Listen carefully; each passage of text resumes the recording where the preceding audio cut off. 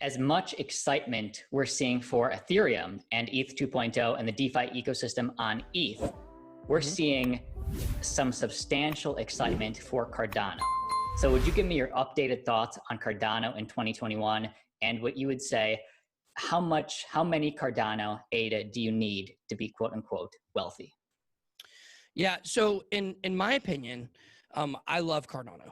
And so I feel like a lot of times I make this joke that I'm in a love triangle with Ethereum and Cardano, because when Ethereum's doing good, we're talking a lot about Ethereum and the Cardano people hate us. And then when Cardano is doing well, we're talking a lot about Cardano and the Ethereum people hate us. But we can love both, we can believe in a future, like you can believe that Google and Yahoo were both going to be, take up market share in search on the internet, right? But of course, most people, Google was better, has a higher market share. A lot of people know that, obviously. But in the decentralized platform space and decentralized Web 3.0, you're not going to just have one player. That's just not going to be the way that it's going to work. So I believe there's room for Ethereum and Cardano and Polkadot to some extent. I don't like Polkadot as much as I like the other two by any stretch of the imagination. I also love Solana. I love Elrond. Those are two projects that I really like as well. They're in the smart contract space. But for Cardano specifically, I've said this for a long time, even when Cardano gets super mega bullish and we start looking well, where can it get? I've stuck to my same prediction, which is about somewhere between $8 and $9 for this bull run. And I think we're still going to get there for sure. But the thing is Cardano is a play for 4 years from now. I think we're seeing kind of a mini, not mini, that's not the right word. We're seeing a macro altcoin season, so to speak, when it comes to cryptocurrency in general. The last bull run, obviously Bitcoin was pumping, the institutional money came in, started putting money in Bitcoin. That was kind of the end of the bull market, right? This bull run, the institutional money is in Bitcoin, but now it's starting to flow down to Ethereum. And we're starting to see a company like Me2, MEITU over in Asia, put a bunch of money in Ethereum. We're seeing Ethereum ETFs. We're seeing institutional channels. We're seeing the futures contracts that got released on Ethereum.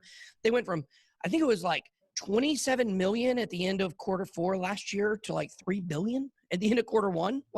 Insane institutional demand. I think in the next bull run, I think we're going to see that institutional demand start moving to the other coins. So you're going to see Cardano start getting some benefits. Polkadot, Chainlink start getting some of those benefits. And then who knows? I don't know if the institutions will eventually, put money in microcaps like we see in the overall crypto market. But once that institutional money starts flowing into, Cardano and these other projects, that's where the big money is. The retail investors push the blow off top. The institutions are what have made this, and the corporations as well, not just institutions, but obviously MicroStrategy and, all Tesla, right? We saw what Tesla did with a buy. Hopefully we're going to get news of, more buys from corporations over the next few weeks as these earnings reports come out. I know maybe Walmart, well, that's what a lot of people are saying. I think May 18th is the day that we get that report. But I think what we're seeing is for the next bull run, that's where Cardano's true potential is. So when you start looking at how high that price can go, it's hard to say for the next bull run, but if it were to get to $8 to $10 on this one, you could conceivably see, somewhere between $50 and $100 in the next one would be achievable. And so in that case, if you say from basically, let's just say it's at $1 now, it's higher than that, but at $1 to $100, that's 100x. So you start working backwards and figuring out how much Cardano you would actually need to be a millionaire. And, the number I would think would be somewhere around, somewhere around 10,000. I think for 10,000, you could probably become a millionaire down the road with Cardano. But it's certainly not going to be during this bull run. So do you think speed is a factor? How much of a factor do you think the speed of launching these smart contracts of Charles Hoskinson and IOHK and Cardano, staying competitive with Polkadot, who is starting to form their dApp ecosystem now, how much of a factor will that play? I don't think speed's that important because we're about to go through a bear market, so a lot of these projects are built during the bear market. They come to their final form, if you will, during bear markets. That's where the most work is done because I know you guys can relate to this. I'm exhausted. You know, like during a bull run, like even as just a YouTuber, like I'm exhausted. Like I can't imagine for all of the, like I can't wait until we have a bear market so I can like go on a real vacation and not have to wake up and make videos or, you know, whatever. Like I love what I do. Don't get me wrong, but like I've had to put off stuff that I really want to do. Like I'm going on a 2-week trip to Alaska. Like can't do it this year. You know, I have to do it next year in the bear market. So I think that, you know, for projects, they're going through the same thing. They're exhausted right now. And so I'm sure they can't even see in front of their face. They're working so hard. So I think once the bear market comes in, they can kind of have a reset and look. And so like, if this were a different part in the cycle, like I think that would matter more.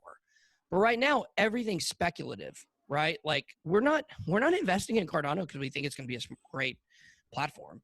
You're investing in it because you think it's going to be worth more by the end of this year than when you're putting money in. But I think once we move to the next bull run in 4 years from now, you are going to look, there's going to be more, you know, connectedness, if you will, between the actual use case, the market share of the platform. So because of that, like, I think Cardano, they had the slow roadmap. They're kind of known for that. And it is a little discouraging that they have to keep delaying stuff over and over and over again.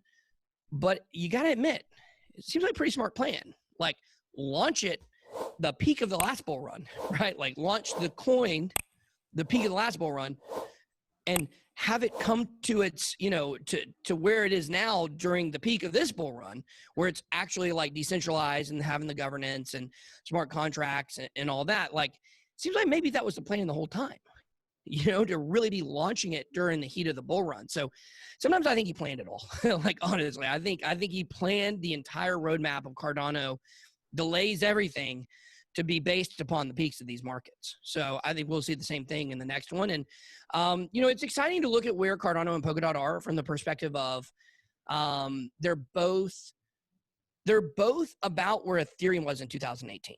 You know, towards the end of the year, ecosystem starting to fill up, starting to develop, but it's nowhere near where it's going to be. So it's going to be you know, several more years where we can really judge how big these ecosystems are. And you know, Cardano's got the most engaged community in crypto, so anything they launch is going to do well. They got a lot of launch pads coming out soon. Card Starter, Ockham Finance. We're invested in both those projects. Excited to see all the projects launching on Cardano.